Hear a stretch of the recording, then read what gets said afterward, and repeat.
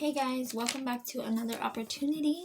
Today I thought it would be a perfect day to go over the handbook.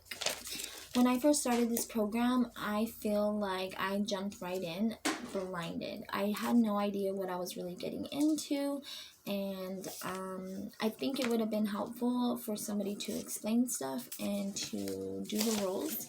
So I think that would be a great video today. I'm gonna let's jump right into it. So every FOP participant will get a handbook that looks like this, and I will tell you, this sat under my bed probably most of the time that I've been on FOP, but it does come in handy. I would advise you to keep it in a near spot and somewhere close by, and you will need it to phase up.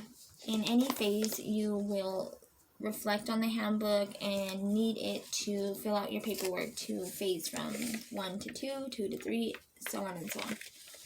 So, the first page is basically just like a welcome, welcoming you to the FOP and congratulations, and we're glad that you're here on the FOP team. I think that, this first and foremost should be acknowledged as a congratulations, because, and really looked at as an opportunity. I think that all of the FOP members are screened, and we all kind of fit the same criteria to what has led us here. So in my personal experience, I know that I was facing a 2-year prison sentence, and this was my last run. But I was offered an FOP, and I kind of thought that I was gonna get off easy. You know, when I heard probation, I was like, yes, you know, I'm so blessed and so lucky, which I was, and I didn't understand fully what the FOP team was at all.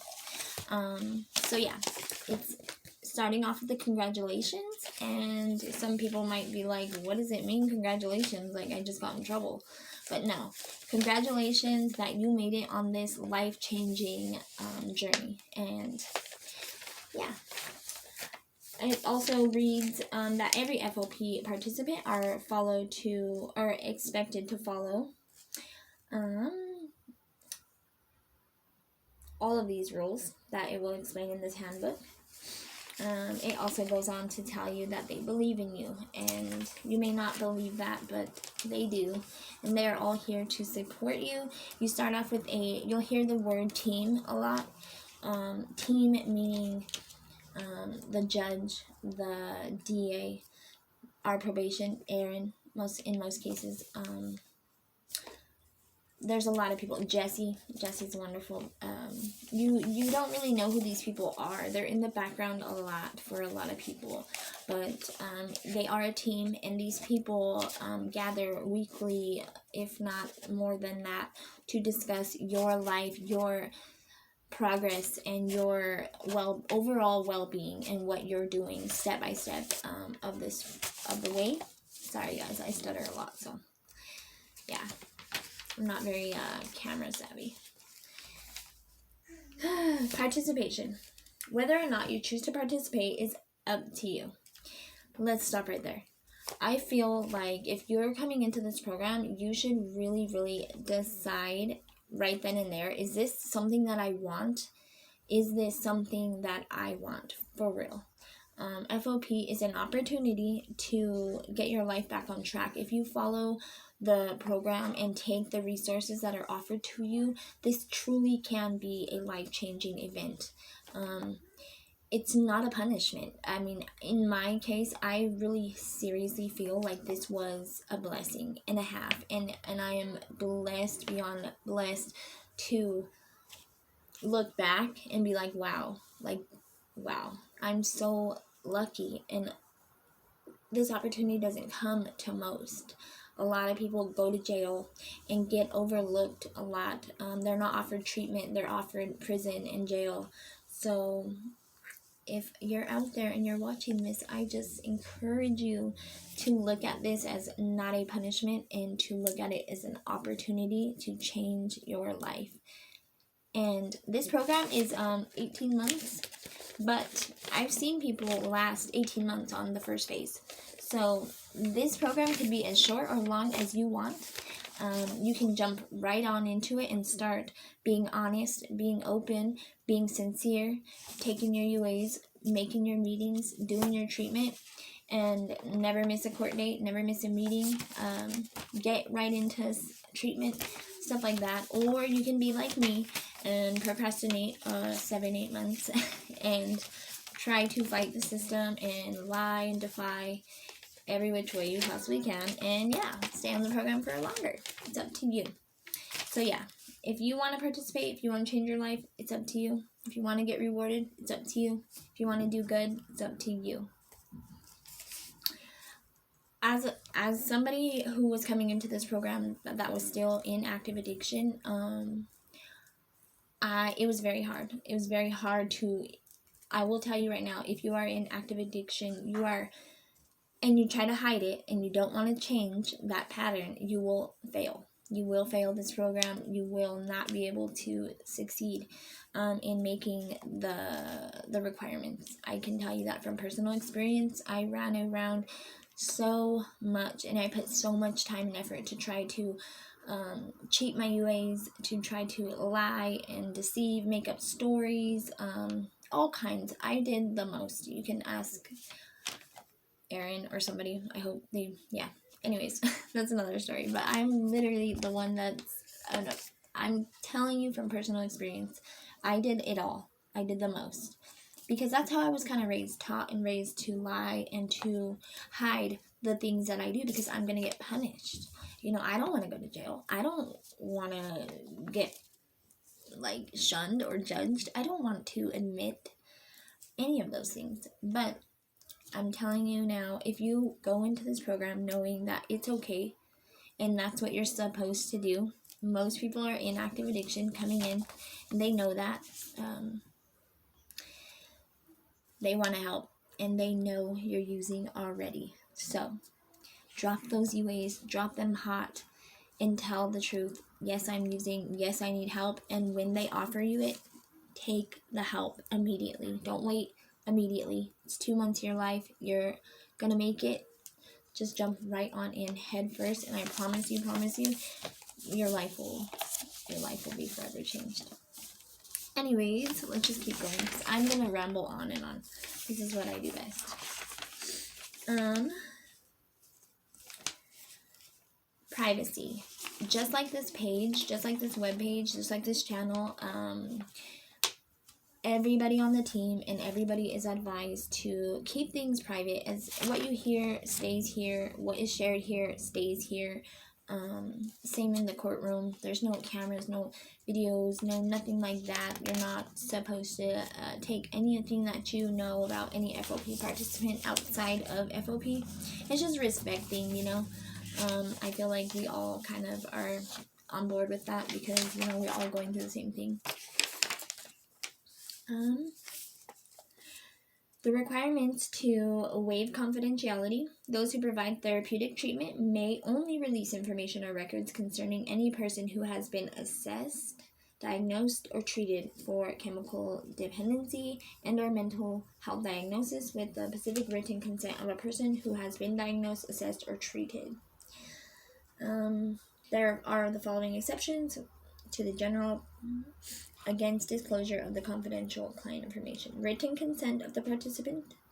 So I think this is basically saying that in your treatment, you should only release stuff like that, and then your therapist as well is only allowed to release your records and stuff with your consent. So anyways, anything you share in therapy, anything you share in group therapy, it stays there. It's confidentiality, and yeah. So I urge you guys to really open up and dig deep into what is going on inside, because I honestly didn't know. I thought therapy was ridiculous. I'm like, I don't need a therapist. I don't need this group to tell me who I am. They don't know me. They don't understand. They'll never get it. But once you... And it seems so corny, like the little exercises they do. It really does. When I first started, I was like, this is lame. Kindergarten, I have better things to do with my life. How is this going to heal me? I need help with my addiction, not with gratitude journals and all this crap that they're trying to teach me. I was so negative coming into the program. I really was. But I went to inpatient treatment, and I met some people there who taught me a lot of things that I had no idea about my body, about my mind, and how my addiction played into trauma that I have had throughout my life, not just recent or anything. And once you start learning how the brain works, and it ties into addiction, you'll realize that the littlest things in life matter. Making your bed every single day. Making your bed every single day. If you want long-term sobriety, learn to make your bed in the morning every single day. Trust me. I'll share a link in this video. My favorite TED Talk. Yeah, I urge you guys to watch it. I'll share the link. Anyways, also, writing your gratitude journal. Writing 3 things you're grateful for. Little things like that are so important. I urge you guys to participate in therapy and really dig deep and learn to, on your own terms, trust your therapist, trust these people, give in to them, because in the long run, it's only for your own good. And yeah, it really works. From personal experience, it works. It only works if you work it. Okay, we're going to skip all this stuff, kind of boring. So, it talks about filling your time with healthy people and places. I think that everybody who's been to AA or any kind of treatment, or I had never been to treatment or AA ever when I got introduced to FOP. So everybody kind of knows people, places, and things are a must. I know it's harder than it seems, because I had family, everybody I know uses or sells drugs, literally. That is why I urge, also, I'm going to use the word urge a lot if you haven't noticed already, but I urge you guys to really consider inpatient treatment, because not only do you get away from the crowd that you're around every day, it's easier to get sober. Then you're going to clear your mind out, and then these people will help you get a house, get a stable place to live, get a ongoing support team for this. They're not just going to put you right back into what you were in and be pointless. Trust and believe in the system, in this program, and you will see the benefits. I promise you. These people will guide you step by step through the way. It's been over 2 years for me, and every single moment I've been helped, guided, and it did seem long in the process, but now looking back, there's so is a blink of an eye. And again, you have to ask yourself, do I want this? Do I want this? Do I want my kids to have a good life? Do I want to have a good life? Do I want to be happy? Or do I want to go through the same bullshit that I go through every single day, all the time, repetitious, getting hurt, getting burned, getting robbed, getting, you guys know what you go through as addicts. I know. So, do you want to live that life? No, get out of there, girl. Get your butt into inpatient treatment.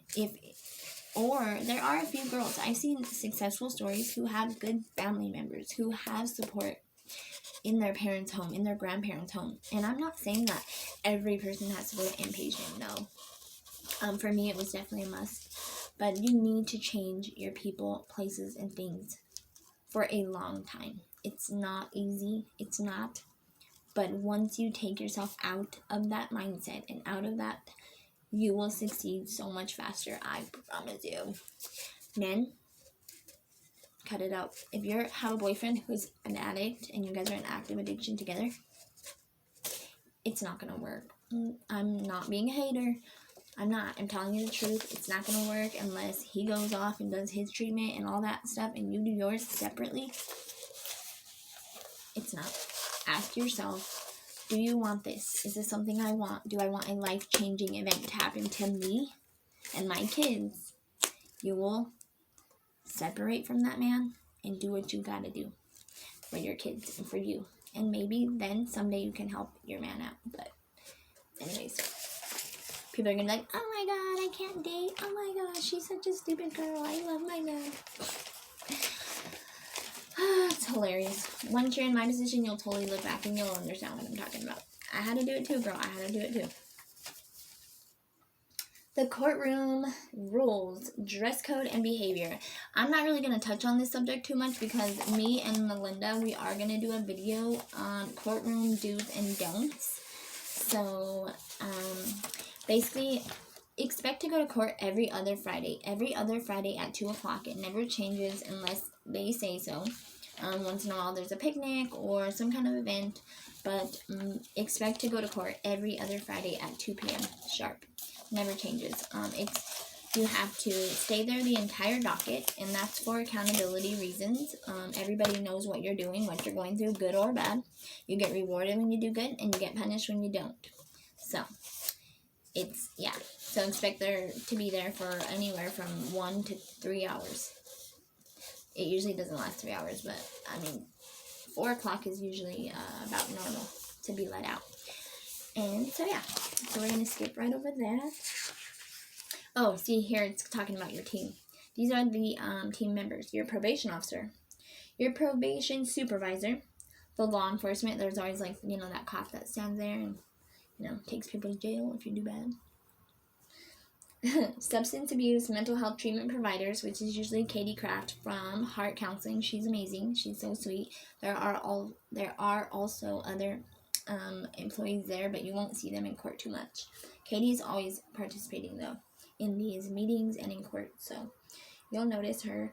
The deputy district attorney, which is the DA, and the deputy state public defender, which is this cute little short lady with high heels. She always really dressed really cute, real little, real petite. Those people are there, and they are here to usually explain these papers, but if you're anything like me coming in the program, I was high or coming down, and I'm like, let me sign the paper and get the hell out of my face, lady. So I didn't know anything about it. So, but she's real sweet. You'll see her around. The program components, these are the requirements. You will be required to attend counseling, groups, and or individual sessions. I was required to do both because I was all messed up in my head. Just kidding. No, I think everybody does individual and both. I think that it's very healthy to do a one-on-one, but it's also very healthy to do group therapy. You get to know others, it's just a different aspect, and you'll see why it's important in the end. I don't think at the very beginning you might not like it, but it is, and it is what you make it. If you participate and you're, willing to try things, you're gonna get that out of it. But if you're sitting there negative and you're like, I hate this, I can't wait to leave, screw these people, it's gonna be hell. It's gonna be long, and it's gonna be hell, and it's gonna be long. So I say put a smile on and get right in there and just enjoy yourself. Most of you girls are probably watching me like, I hate this girl. She is so annoying. Court appearances, obviously, don't come to court dressed like a whore or with any weapons or any guns, knives, etc. If you're doing well, you'll always be applauded, acknowledged, and rewarded. There's stuff called rock stars. There's, if you're doing really good, they always have a rock star, which is someone who did above and beyond, and it feels really good when you get the rock star, because if you're into like me, I'm used to literally getting the bad girl reward, oh, you did it again, and I never got acknowledged for the stupid petty shit in my life that oh my god, Marty made it on time to all her appointments. That's a big deal to me. I literally couldn't do it. So these kind of things are major in these courtrooms, and for me, I think that's what kind of got me through this, because, I was like, I did make it on time, yes. Normal people are like, okay, you're getting rewarded for things you're already supposed to do. This is a place where addiction and the lifestyle is very much taken into consideration and acknowledged. So for me, as an addict, I made it nowhere on time. I couldn't even get out of bed most days. So I don't know, I was a hot mess. Even if I thought I looked all cute and stuff, I really didn't. It was really scary. But they acknowledge you, and which is very encouraging and very motivating to get up and do more. That's what got me back into that courtroom the next time. Every 2 weeks, I kind of looked forward to talking to Miss Bachman, Miss Bachman was the old judge. I know that now that you're watching this, there's going to be a new judge, which I have not met yet, which I'm very anxious to know who it is. But at this moment, I don't know who it is. So, I'm just talking about my experience with Miss Bachman, personally. I looked forward to talking to that woman, and I loved it when she acknowledged all the little things that I've done, which were such a big deal to me. So yes, now, when you are not doing well, you better believe that they're going to come down on you. They're not going to keep no secret. Everybody's going to know. They're going to straight up hold you accountable, like, what's going on? What the hell? Like, don't lie, don't lie, don't lie. The biggest thing in this court, and the most important to the judge, is that you're honest. It's okay. It sucks. We all fuck up. We all are. Pretty much, yeah, we're all fuck ups in some way or another. So don't feel afraid to, tell the truth. If you used, tell the truth. If you are using, tell the truth. If you broke the rules, if you got fired, if you hit someone over the head, yeah, well, if you're using, tell the truth. Pretty much, if you're not doing well, you need to speak up, and you're going to be held accountable, and it's embarrassing at the time, but it's even more embarrassing when everyone's sitting behind you, and you're trying to make every excuse in the book of, well, I did do it, and, well, I was just, 5 minutes late, and that lady at the UA place was a total bitch, and everyone's looking at you like, yeah, right, she's high. Just kidding. I'm just kidding. Nobody's doing that. Nobody's doing that. But I'm just saying, you make a fool of yourself when you try to, because we've all been there, and it's just better to be honest, because that's the hard thing, to be honest. So I recommend just being honest. You're going to get punished less. If you keep lying and making excuses, they're not going to put up with it. They're going to send your butt to jail 2 days for every mess up. If you missed one UA, you go to jail for 2 days. If you miss a group and a UA and it was hot, that's 6 days in jail. And then you get out and you start over again. So, expect that. And it's okay. Everybody messes up. I went to jail a few times. It was embarrassing. I was scared. I was all that. I was mad. I was angry. I was all kinds of stuff. The faster you get on board with this, the faster you're going to make it. And it's a beautiful outcome, I must say. Anywho, drug and alcohol testing, everybody does the same amount of UA, so don't think that because you have 2 full-time jobs and 8 kids that you're only going to do 1 or 2 UAs a month. No, everybody is random. They give you a number, you will call, and you will do your UAs and mouth swabs at any time given. Those are very important. Do not miss any UA. Even if you're hot, just take it and admit, because that's how you get help. Also, if you get false positives, I think you get 1 false positive. There has been some kind of rule about it. If you get 1, they'll retest it and stuff. If you're just insisting that you did not use and it came out positive for whatever reason, they'll give you 1 freebie. But after that, they don't care. If a false positive is a positive. So you guys better be on top. If your drug of choice is heroin, you guys better not be eating no poppy seed muffins or taking no nasal spray or anything, being around somebody who's doing it. I don't care. You better look it up, Google that shit, because I did. Look at all the reasons why a person can possibly test hot for that specific drug of choice. Mine was meth, personally. Nasal spray. Don't be taking Adderall. Don't be taking nothing crazy. Seriously. Anyways, don't be taking cough medicine when you ain't sick. Don't even be taking cough medicine when you are sick. Look up other remedies. Do it. Make sure you're ahead of the game, because they don't play. 1 false positive, any kind of positive, is a positive, and they don't put up with it, and you start over. You don't want that. So make sure you're on top of it, and just be honest. Anyways, your treatment, like I said, you'll be assessed. Everybody is. Then they'll kind of go from there. You'll get your numbers, and you just want to attend your groups. I know they're hard because, trust me, I did them for years, it seems like, and I started over so many times. I could not, and I was so focused on that number. I'm like, no, I did 7 classes, not I need all the credit for 7 classes. And I wasn't really understanding the point of the classes. I wanted to see that number, and that's all I cared about was finishing. Like, I want to be done with this. It's a requirement. I don't want to be here. And it was a lot longer and a lot harder than it actually was.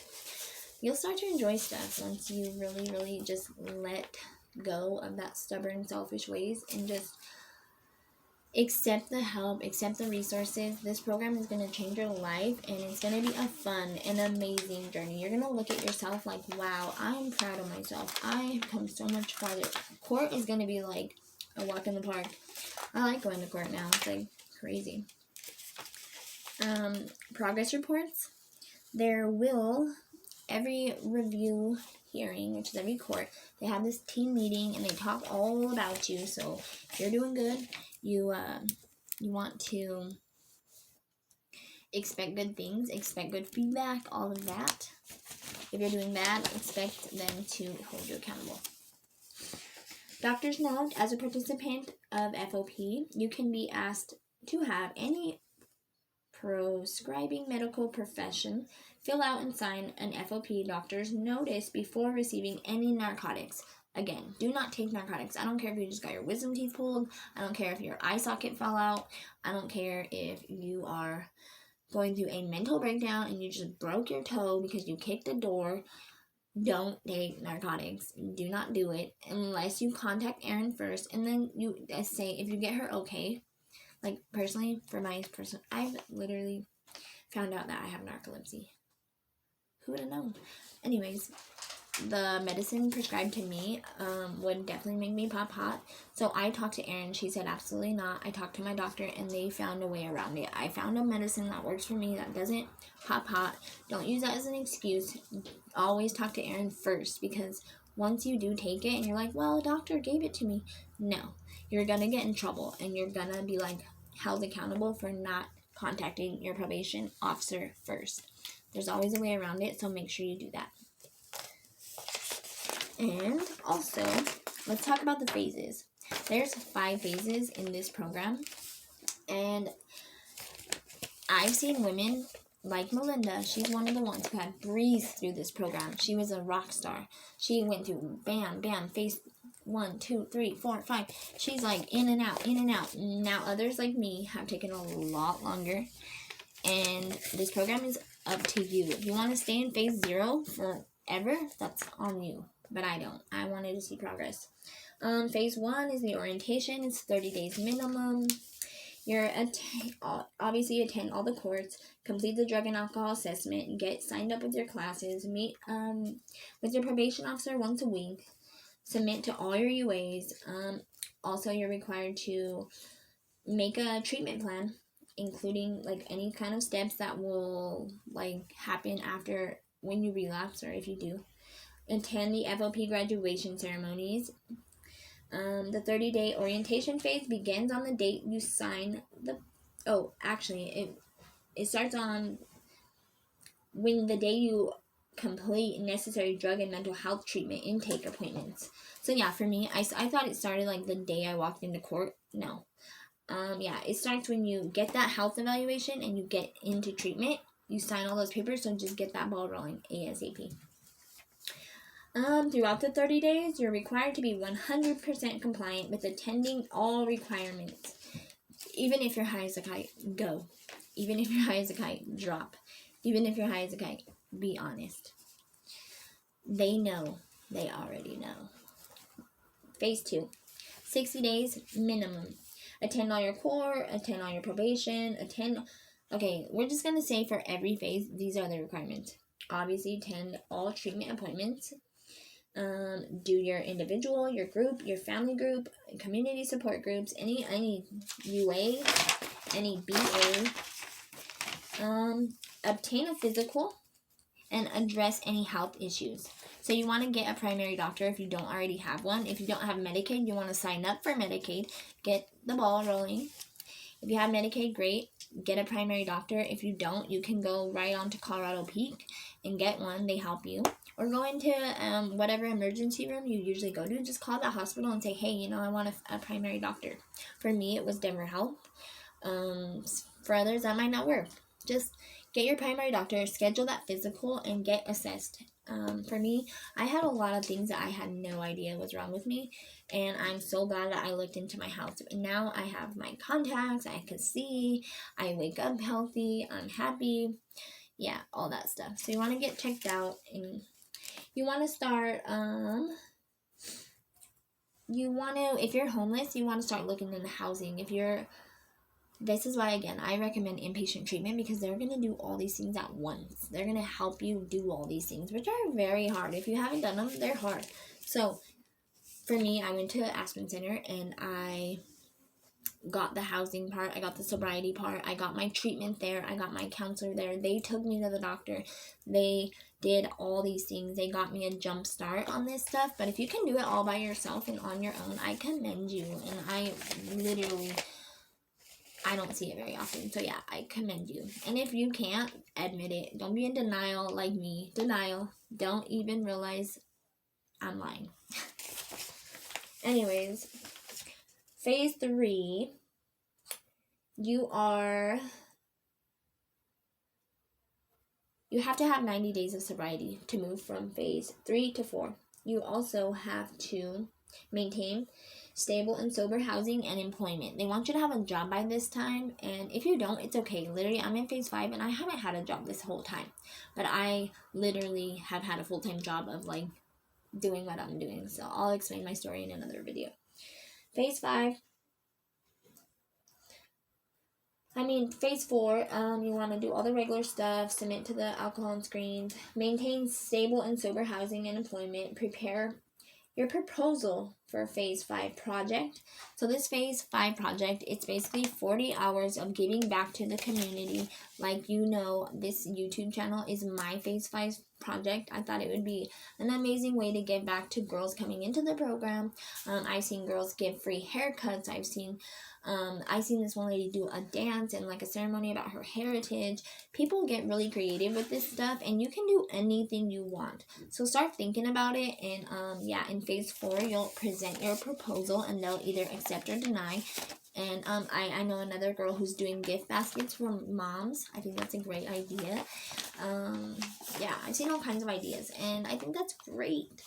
I seen one girl even do like a mechanical, like how to work on your car videos and tutorials, or like I think it was even in real life. I'm not sure, but I thought that was great. I didn't even know how to change my tire, and I did that. I attended her little class. Awesome. Yeah, stuff like that. Anything you can come up with, get creative with it, and yeah. Or everybody knows I'm gonna be graduating soon, and this YouTube channel will continue on. Anyone who wants to or is interested in taking this over is more than welcome to apply. Ask Erin or anyone on the FOP team about gaining access to being another opportunities host. Yeah, it works for a phase 5 project. You are having 120 days of sobriety. And that's basically about it. In phase 5, you are very held accountable. You don't miss one thing. You don't miss one group. You're not late to anything. You're nothing. If you do, you start